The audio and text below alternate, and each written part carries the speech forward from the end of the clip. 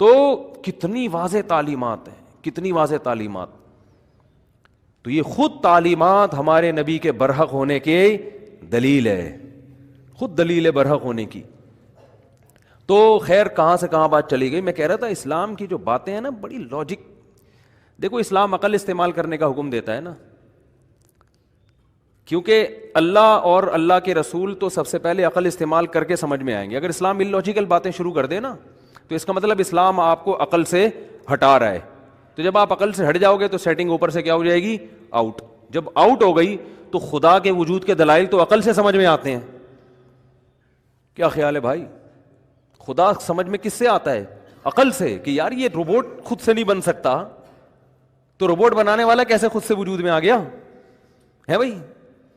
Japan کے سائنسدان نے، جو میں بار بار دلائل دیتا ہوں نا، جاپان کے سائنسدان نے جو روبوٹ بنایا، ایسی آنکھیں جو نہ دیکھتی ہیں نہ سنتی ہیں، وہ سائنسدان کے بنانے سے بنائے.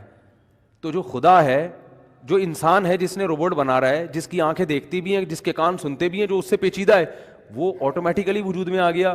یہ بات کھوپڑی میں نہیں آتی. تو یہ تو عقل کی بات ہے نا. تبھی تو قرآن کہہ رہا ہے لآیات لأولی الالباب، عقل والوں کے لیے نشانی ہے. پاگلوں کے لیے تو شریعت کے احکام ہے ہی نہیں.